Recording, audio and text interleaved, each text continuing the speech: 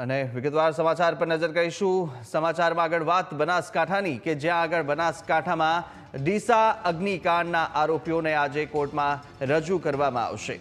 તો ડીસા અગ્નિકાંડની અંદર જે આરોપીઓ છે તેમને કોર્ટમાં રજૂ કરવામાં આવશે અને સાથોસાથ આરોપીઓને સાથે રાખી ઘટનાનું રિકન્સ્ટ્રક્શન પણ કરવામાં આવવાનું છે। પિતા પુત્ર સામે માનવ વધ અપરાધનો પણ ગુનો દાખલ કરવામાં આવ્યો છે અને હવે આજે કોર્ટમાં રજૂ કરવામાં આવશે અને ત્યાં આગળ કોર્ટમાં રજૂ કરી અને સાથે ઘટનાને લઈ અને રિકન્સ્ટ્રક્શન પણ આરોપીને સાથે રાખીને કરવામાં આવશે। વધુ વિગતો સાથે સંવાદદાતા રતનસિંહ ફોનલાઈન પર જોડાયા છે।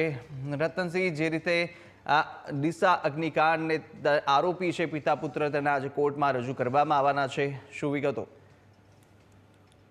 કુશાગ્ર ચોક્કસથી અત્યારે જે ડીસા જીઆઈડીસીમાં ફટાકડાની ફેક્ટરીમાં જે બ્લાસ્ટ થતા 21 લોકોના ઘટનાસ્થળે જે મોત થયા હતા અને જે ગેરકાયદેસર ફટાકડાની જે ફેક્ટરી છે તે ચલાવનાર અને 21 લોકોના હત્યા કરનાર જે દીપક સ્ટેન્ડિંગ કંપનીનો જે માલિક પિતા અને પુત્રને આજે કોર્ટમાં રજૂ કરાવવાના છે। ત્યારે 21 લોકોના જ્યારે જીવ ગયા છે તે જીવ લેનારા પુત્ર દીપક સિંધી અને તેના પિતા જે ખૂબચંદ સિંધીને આજે કોર્ટમાં પણ રજૂ કરવામાં આવશે, જેને લઈને કોર્ટમાં રજૂ કર્યા બાદ જે રિકન્સ્ટ્રક્શન માટે પણ લઈ જવાના છે। ત્યારે કહી શકાય કે અત્યારે જે બંને પિતા પુત્ર આરોપી છે તે પોલીસની કસ્ટડીમાં છે અને કોર્ટમાં રજૂ કર્યા બાદ જે રિકન્સ્ટ્રક્શન માટે લઈ જવામાં આવશે। ત્યારે આ 21 લોકોના જે હત્યારા છે પિતા પુત્ર તેમને અત્યારે તો ત્યાં રિકન્સ્ટ્રક્શન કર્યા બાદ જ જે કયા પ્રકારના જે છે અંદર તે તપાસમાં બહાર આવશે।